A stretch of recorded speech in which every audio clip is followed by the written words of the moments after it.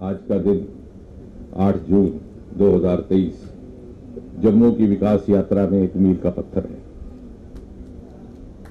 और एक ही समय में एक नहीं अनेकों उपहार वेंकटेश्वर के आशीर्वाद से हमें प्राप्त हो रहे हैं। ये पर्यटन स्थल भी है, ये तीर्थ स्थान भी है, ये स्वास्थ्य सुविधा भी रहेगी और शिक्षा केंद्र भी। दिल्ली से आए हुए मेरे साथ भारत सरकार में पर्यटन मंत्री, हमारे सरकार बनने से पहले के संगठन के बड़े पुराने साथी और बड़े घनिष्ठ मित्र किशन रेड्डी जी, जिनके साथ मेरा व्यक्तिगत इतना नजदीक का संबंध है कि मैं ये कहने का साहस कर सकता हूं कि जब वो आंध्रा में विधानसभा का चुनाव लड़ते थे तो कभी कभी मुझे नामांकन पत्र भरने के लिए साथ ले जाते थे और पिछली बार जब आखिरी बार विधानसभा का चुनाव लड़ा मुझे ले गए तो चुनाव हार गए। उसके बाद इनको समझ आ गई, जब इन्होंने लोकसभा का नामांकन पत्र भरना था तो मुझे खबर तक नहीं की और सफलतापूर्वक जीत करके लोकसभा के सदस्य बन गए। इस प्रकार हमारा आपस में मित्री भाव, अभी भी जब मैं उनका आभार प्रकट कर रहा था तो कहने लगे कि आप ये मत भूलना कि जब इस मंदिर की योजना बनी थी तो आपने कहा था कि आप हैदराबाद में एक साइंस म्यूजियम बना के देंगे। तो इस प्रकार का हमारा सौभाग्य कि एक अच्छा संयोग मिल गया। ऐसे हमें इस विभाग के मंत्री मिले। G20 के बाद ये दूसरा एक सफलतापूर्वक प्रयोग हुआ है। हमारे उपराज्यपाल मनोज सिन्हा जी, जिनका वक्तव्य भी आपने सुना, तिरुपति ट्रस्ट के मुखिया, चेयरमैन, राज्यसभा में सदस्य, वर्तमान में हमारे सांसद साथी सुब्बा रेड्डी जी, जिन्होंने आज बालाजी को मां वैष्णो देवी के आंगन में आकर के बसा दिया, एक पुण्य का कार्य अंजाम दिया और हम सबको भी इस पुण्य के भागीदार बना दिया।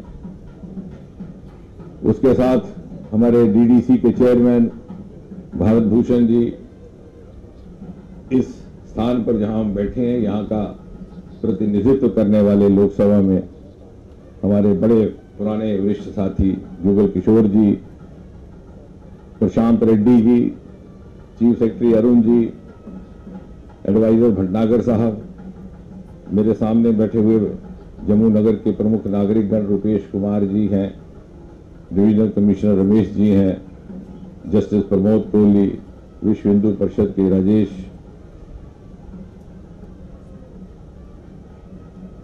आज जब हम बालाजी का ये उत्सव मना रहे हैं तो सुब्बा रेड्डी जी, ये मात्र एक आस्था का उत्सव नहीं है और ना ही किसी धर्म विशेष से जुड़ा उत्सव, ये वास्तव में भारतीयता का उत्सव है। It is a celebration of the idea of India. ये पुरानी तहजीब, ये पुरानी सभ्यता जो सदियों से चली आ रही थी, अनेकों चुनौतियों के बीच जीवित रही, उसको जीवित रखने वाली जो रूह रवां है, ये उसका उत्सव है, उसकी सेलिब्रेशन। ये भारत की अनेकता की बीच एकता का उत्सव है। It's a celebration, it's a festival of India's unity in diversity. जब बालाजी तिरुपति से उठ करके हमारे बीच जम्मू वासियों में आकर के बैठते हैं तो मुझे लगता है कि अनेकता में एकता का इससे बड़ा और प्रमाण और उदाहरण हो ही नहीं सकता।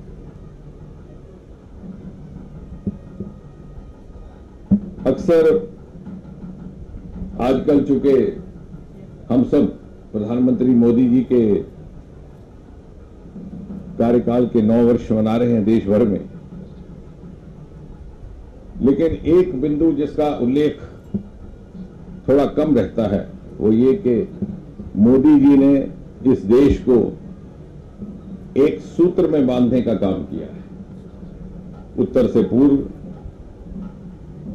पूर्व से दक्षिण, दक्षिण से पश्चिम और दूर पूर्वोत्तर तक। मोदी एक ऐसा नाम है जो हर भारतवासी को एक डोर में बांध देता है। और पिछले 9 वर्षों में भारत में एक साथ पनप रही भिन्न भिन्न संस्कृतियों के मिश्रण का कार्य भी यदि प्रारंभ हुआ और उसकी कल्पना की तो प्रधानमंत्री मोदी ने की, इससे पहले कभी ना हो। आपने समाचार पत्रों में पढ़ा होगा, आज से कुछ महीने पहले तमिल काशी संगम का आयोजन हुआ। तमिलनाडु से हजारों की संख्या में भाई बहन काशी पहुंचे, भिन्न भिन्न स्थानों का भ्रमण किया, उन स्थानों के दर्शन किए जहां प्राचीन समय में तमिल ऋषि मुनि आकर के तपस्या करते थे।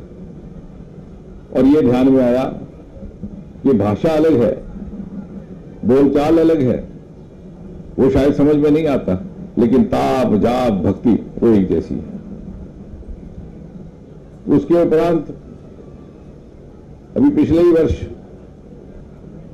मोदी जी के ही प्रोत्साहन से पूर्वोत्तर को भारत से जोड़ने का एक और मिश्रण कार्य हुआ। बहुत कम लोगों के ध्यान में होगा कि भगवान श्री कृष्ण का पूर्वोत्तर से भी एक ताल्लुक था कि मां रुक्मिणी जी का संबंध अरुणाचल से था। तो हमने वो भी आयोजन किया। अरुणाचल से कुछ एक लोगों को लेकर के गुजरात में द्वारका स्थान पर पर्व मनाया। और अभी हाल ही में आप सबने टेलीविजन में देखा किस प्रकार प्रधानमंत्री मोदी जी ने सिंगोल को नए संसद भवन में स्थापित किया।